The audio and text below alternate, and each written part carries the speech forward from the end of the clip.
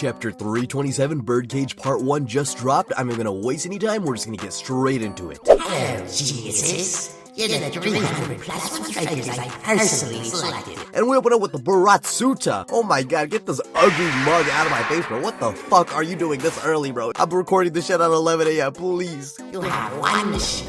Surpass BLUELOCK and become the world's best striker. And we see Kira pull up in the tracksuit fit. Wanna be as Subaru, bro, I'm telling you. You need to get your ass to Re:Zero or literally any other anime. Why the fuck are you still here? Well, he's staring intently towards Baratsuta. To that end, we'll be holding a careful selection, and the surviving two players will get a chance to represent Japan in the final round of the U20 World Cup. And we see a massive crowd. There's a lot of people here. 301 exactly, it appears to be. Let me see if I can spot any familiar necks. Nope. Ooh, wait.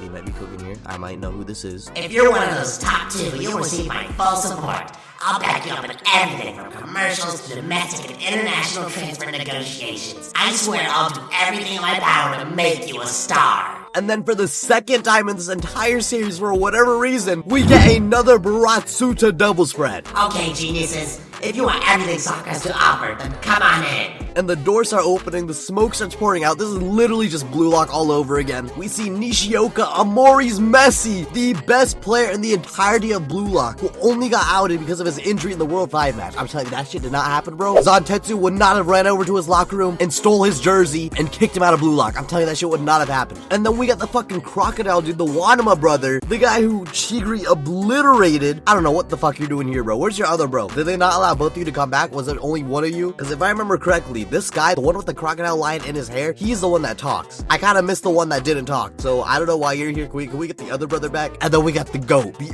undisputed GOAT, Okawa. Yes, sir. The king of Team Y. Okawa is back. One of the best BLUELOCK players to ever do it. Yes, he is. Don't fucking argue with me. I swear, if I see any of you in the comments say some stupid shit like Okawa isn't the GOAT of BLUELOCK, get the fuck off my channel. And finally, we see this guy over here. You're not even part of BLUELOCK. You were in fucking episode Nagi. You were a high school team that Ryo and Nagi decimated. I don't even remember your fucking name. That's how irrelevant you are. I don't know why you're here. But hey, maybe we can see you play against Nagi here. That'd be pretty cool, right? And they all start pouring in, running towards the BLUELOCK Side B project. And Kira follows suit. He's just ripping off ego. But these contracts are just shiny looking traps. And then we see another voice pop in. He's looking quite ominous. Looks like some former BLUELOCK dropouts are here. Roger. Huh? You too?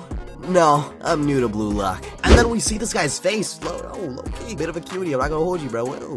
I'm part of the fresh batch Baratsuta-san called for the selection. The name's Hanaru Shindo. I'm with AAA from the Netherlands League. Nice to meet you, Rosuke Japan's Hope, Kira. And yo, who is this Hanaru Shindo dude? He's kind of like, not only is he dripped out, he looking kind of, okay, wait, no. Look, I'm not gay, but like, I can appreciate another man's beauty. That's not a gay thing. Like, appreciating a man's beauty. Okay. We read BLUELOCK. You read BLUELOCK. You know I'm not gay. This is just BLUELOCK things. We are BLUELOCK readers. This is how we work. We're like this. We see another man being attractive and we comment on it because that's us at BLUELOCK. And if you disagree, once again, get the fuck off my channel. But in all seriousness, AAA from the Netherlands League. What the fuck does that even mean? Because his name is Hanaru Shindo, which sounds like a Japanese name, unless I'm being incredibly racist right now. And this is for playing for the Japanese team, which I'm pretty sure you need to be Japanese for, or at least have Japanese citizenship for. So I think there's a bit of explaining that needs to be done regarding this character and his backstory, because at the very least, I'm confused. If there's an explanation that you guys already know, you can put it in the comments. I'll read that shit, but this is kind of confusing me. But Kira greets him back. Yeah, nice to meet you too. Are you number 1 too? Sure am. It's on these cards they gave us when we got here, right? Looks like it's this way. And instead of letters, it looks like this time they're using numbers to differentiate their groups. I've got to say, I can't believe the Rosuke Kira couldn't hack it in BLUELOCK. And now you're taking another crack at it? That's intense. You must really love BLUELOCK, huh? And I know Kira got heated hearing that shit. I know he damn near wanted to choke the fuck out of this Hanaru Shindo dude on the spot. No. It's utter shit. What's going on here is basically inhumane brainwashing. I took Baratsuta's offer so I could refute those methods. Gotcha. So you're like an anti-BLUELOCK extremist. Roger. Yeah.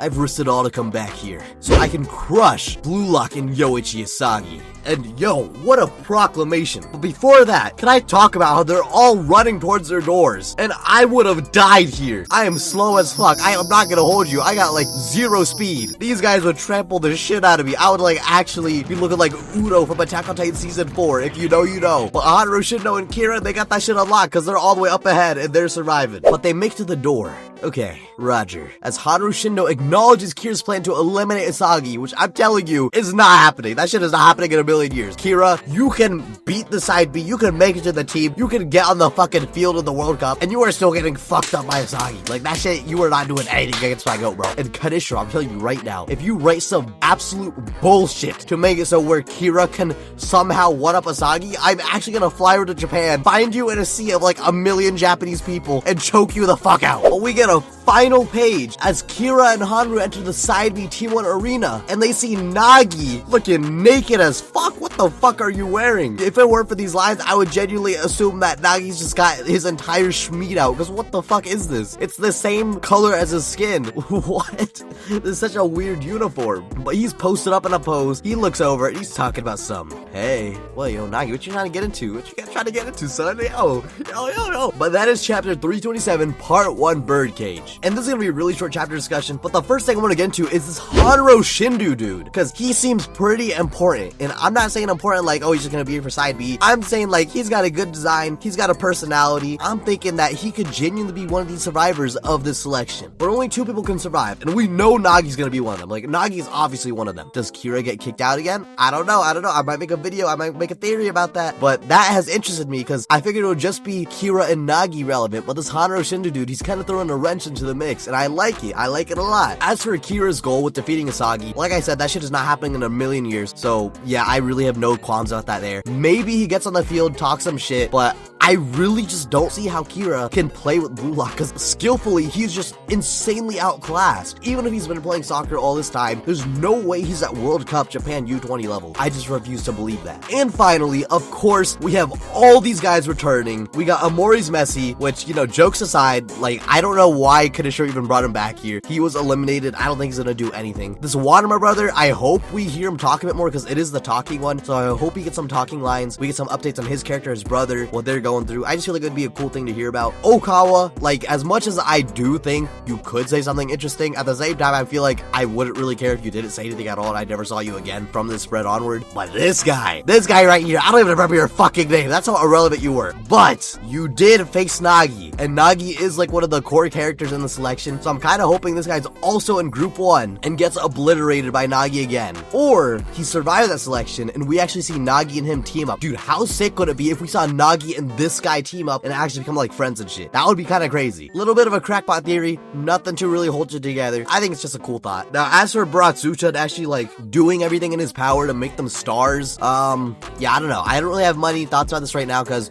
we all know it's like a scam. It's gonna be him like basically owning them, but until we get closer to that actually happening to some of the players, I'm not sure I can really say much about that because it's pretty straightforward what he's saying here. But damn, I'm excited to see where this goes now, because are we gonna do like another game of tag? Are we gonna do like another first selection type of deal? Like, what's gonna happen here from here on out? Part of me hopes that we actually see all of side B play out, because I feel like Kanishiro has the chance to write out some pretty interesting character arcs from familiar and new faces, and it would be a really nice way to balance the hype of the World Cup with the downtime of the matches being finished, like they're doing right now. But yeah, that's probably all I have for now. Remember, if you enjoyed this video, to like, comment, subscribe, because most of you don't, and it'd mean the world to me if you did. Until the next chapter, I'll see ya. Peace!